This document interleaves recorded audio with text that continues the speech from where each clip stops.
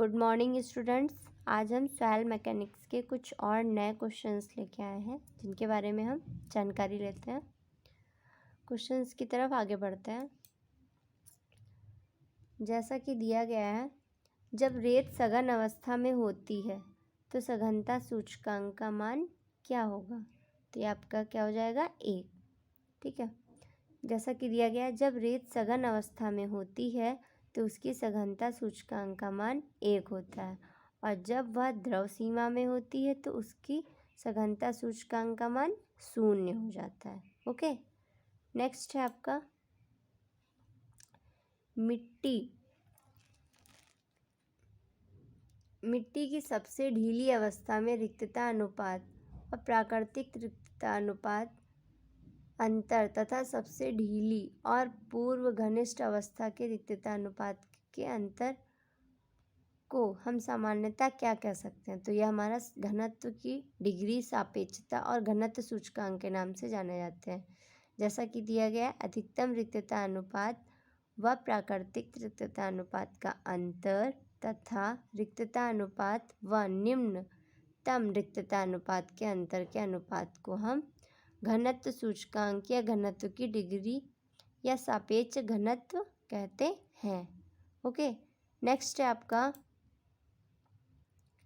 एक प्राकृतिक मृदा निक्षेप के लिए घनत्व सूचकांक क्या दर्शाने के लिए प्रयुक्त होता है? तो नॉर्मल सी बात है, ये आपका हो जाएगा सापेक्ष सघनता। जैसा कि दिया है, प्राकृतिक मृदा निक्षेपों के लिए घनत्व सूचकांक सापेक्ष सघनता दर्शाने के लिए प्रयुक्त होता है। मृदा का घनत्व सूचकांक अधिकतम रिक्तता अनुपात व प्राकृतिक रिक्तता अनुपात के अंतर एवं अधिकतम रिक्तता अनुपात व न्यूनतम रिक्तता अनुपात के अंतर का अनुपात होता है। सापेक्ष सघनता से इसे हम जानते हैं। यह भी हम पिछले क्वेश्चंस में पढ़ चुके हैं। नेक्स्ट है आपका प्राकृतिक मृदा के लिए घनत्व सूचकांक को प्रदर्शित करने के लिए उपयोग होता है। तो यह आपका क्या हो जाएगा? संबंधित सुसहती।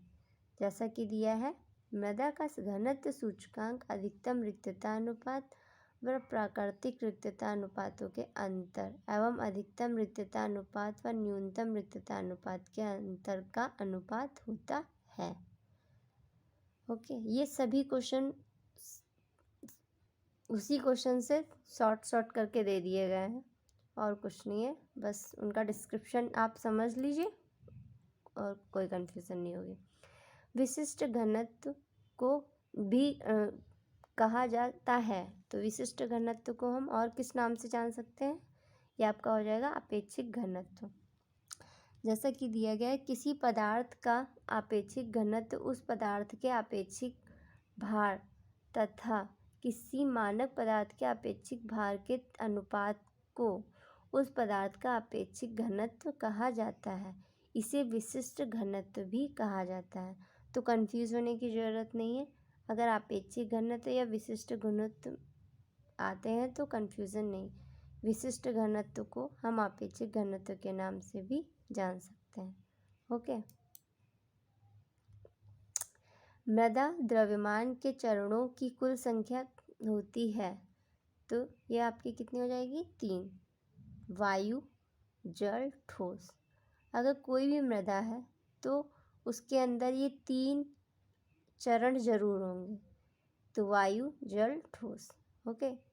अभी यहाँ पे मैंने डायग्राम नहीं शो किया है, मैं नेक्स्ट क्लास में आपको डायग्राम दे दूँगी प्रोवाइड। नेक्स्ट है आपका एक पूर्ण संतृप्त मिट्टी कहलाती है। क्या हो जाएगा? मिट्टी एवं जल के साथ 2 चरण प्रणाली। जैसा कि दिया है, साधारण मृदा जिसमें कुछ ठोस, कुछ वायुरंध्र और कुछ जल रंध्र होते हैं, उसे हम त्रिप्रावस्था निकाय कहते हैं। अब यदि मृदा पूर्णतः संतृप्त हो या पूर्णतः शुष्क हो तो इसमें एक प्रावस्था की कमी होती है, तो हम इसे क्या कहते हैं? द्विप्रावस्था निकाय या 2 चरण प्रणाली। ओके। नेक्स्ट है आपका मृदा को कितने निकाय में सुविचारित करते हैं? तो ये आपकी कौन सी तीन अवस्था में। जैसा कि दिया है, मृदा को 3 अवस्था में सुविचारित करते हैं। पूरी तरह सूखी मृदा के रंध्रों में वायु भरी रहती है तथा पूर्णतः संतृप्त मृदा में जल भरा रहता है। संतृप्त मृदा के रंध्रों में वायु तथा जल दोनों भरे रहते हैं। तो हम इसे क्या कह सकते हैं? त्रिअवस्था प्रणाली या फिर तीन अवस्था से सुविचारित कर सकते हैं। नेक्स्ट है आपका, ताप द्वारा हटाई गई मृदा नमी क्या कहलाती है? तो हम इसे किससे जान सकते हैं? हाइड्रोस्कोपिक जल। ताप द्वारा हटाई गई मृदा नमी हाइड्रोस्कोपिक जल कहलाता है। नेक्स्ट है आपका, मिट्टी का संपीड़न सूचकांक सीमा में वृद्धि के साथ बढ़ जाता है। तो जैसा कि दिया गया है, मिट्टी का संपीड़न सूचकांक तरल सीमा में वृद्धि के साथ बढ़ता है। तरल सीमा द्रव व सुघट्य अवस्थाओं में भेद करती है। ओके, नेक्स्ट है आपका, मिट्टी के घनत्व निम्न विधियों में से किसके द्वारा ज्ञात किया जा सकता है? ये आपका मिट्टी का जो घनत्व होता है वो रेत प्रतिस्थापन विधि द्वारा होता है। मैंने यहाँ पे ऑप्शंस नहीं दिए, डायरेक्ट आंसर है, तो कंफ्यूज होने की ज़रूरत नहीं है। और मिट्टी के घनत्व नॉर्मल सी बात है, मिट्टी को मृदा, रेत कई नामों से रिप्रेजेंट कर सकते हैं, तो इसमें कंफ्यूज होने की ज़रूरत नहीं है, नाम से ही प्रदर्शित है। तो यहाँ पे क्या हो जाएगा? रेत प्रतिस्थापन विधि। रेत प्रतिस्थापन मृदा को एक गोलाकार छिद्र से निकालकर ठीक प्रकार से तौल लिया जाता है। इस प्रकार मृदा का आयतन ज्ञात घनत्व की बालू से उस छिद्र को भरकर बालू का आयतन ज्ञात कर लेते हैं। यह विधि अपेक्षाकृत धीमी होती है, परंतु इससे किसी भी प्रकार की मृदा का घनत्व हम ज्ञात कर सकते हैं। ओके, तो ये आपकी कौन सी विधि हो जाएगी? रेत प्रतिस्थापन विधि। नेक्स्ट है आपका, सामान्यतः मिट्टी की संवेदनशीलता है लगभग 1 से 4। सामान्य मिट्टी की संवेदनशीलता 1 से 4 लगभग होती है। ओके, नेक्स्ट है आपका, मिट्टी के पानी की मात्रा सही रूप से निर्धारित की जा सकती है किससे? ओवन के शुष्कीकरण से। ओके, जैसा कि दिया गया, मिट्टी में पानी की मात्रा ज्ञात करने के लिए मानक एवं परिशुद्ध विधि भट्टी द्वारा सुखाने की विधि होती है। इसे हम ओवन शुष्कीकरण भी कह सकते हैं। पहले भट्टियों के द्वारा मृदा को वो किया जाता था अगर टेस्टिंग वगैरह होती थी। आज हम ओवन वगैरह प्रेजेंट टाइम में हमारे पास अवेलेबल है, तो उससे हो जाता है। तो इससे क्या हम कह सकते हैं? ओवन शुष्कीकरण। नेक्स्ट क्वेश्चन है आपका, किस मृदा में प्लास्टिकता सूचकांक अधिक होता है? तो ये आपकी हो जाएगी चिकनी मिट्टी। चिकनी मिट्टी में प्लास्टिकता सूचकांक सबसे ज़्यादा होता है।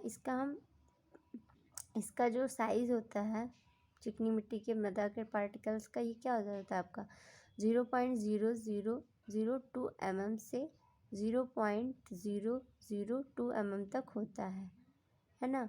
और ये जो चिकनी मिट्टी होता है इसकी रिसन बहुत ज़्यादा ख़राब होती है। ये हम पिछले क्वेश्चंस में पढ़ चुके हैं, मगर इसका साइज ज़रूर पूछ सकते हैं, तो प्लीज़ ये आप लोगों को क्लियर होना चाहिए।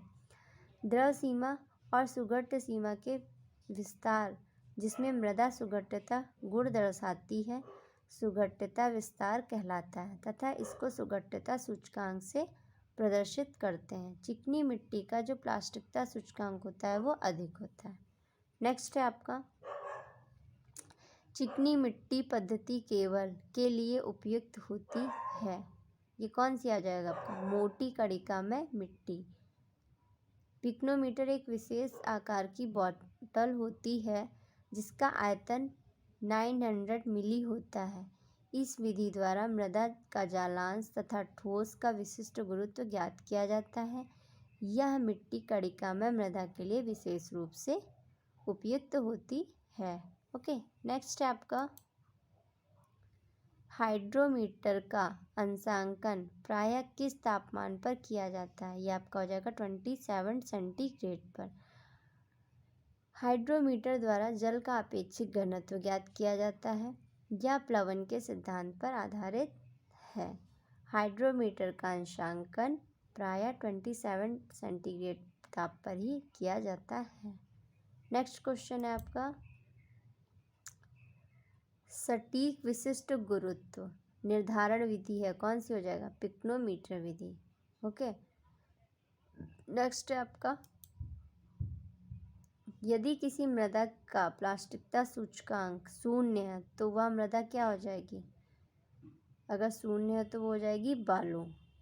जैसा कि दिया गया है, द्रव सीमा और सुघट्य सीमा के बीच के विस्तार जिसमें मृदा सुघट्य का गुण दर्शाती है सुघट्यता विस्तार कहलाता है। इसी को सुघट्यता सूचकांक से प्रदर्शित करते हैं। द्रव सीमा व सुघट्य सीमा के बीच के अंकिक अंतर को हम सुघट्यता सूचकांक कहते हैं।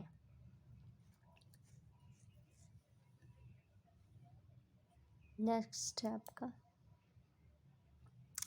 यदि मृदा में प्राकृतिक जल की मात्रा तरल सीमा और प्लास्टिक सीमा के बीच हो तो यह अवस्था क्या हो जाएगी? प्लास्टिक। जैसा कि दिया गया है, मृदा में प्राकृतिक जल की मात्रा तरल सीमा और प्लास्टिक सीमा के बीच हो तो यह प्लास्टिक अवस्था में होगी। ओके, नेक्स्ट है आपका, सुघट्यता सूचकांक तथा मृदा अंश के अनुपात को डैश जाना जाता है, किस नाम से? ये आपका हो जाएगा चिकनी मिट्टी की क्रियाशीलता। जैसा कि इसका डिस्क्रिप्शन दिया गया है, सुघट्यता सूचकांक तथा मृदा अंश के अनुपात को क्रियाशील मृदा भी कहते हैं। सघनता का वह परास जिसमें मृदा सुघट्यता का गुण प्रदर्शित करता है सुघट्यता परास कहलाता है तथा मृदा का सुघट्यता सूचकांक प्रकट करता है। ओके, तो यहाँ पे इसका क्या हो जाएगा? चिकनी मिट्टी की क्रियाशीलता। आज के लिए इतने ही क्वेश्चंस, नेक्स्ट डे हम फिर मिलते हैं। अगर वीडियो आपको अच्छी लगे तो प्लीज़ लाइक एंड सब्सक्राइब करिएगा। Thank you.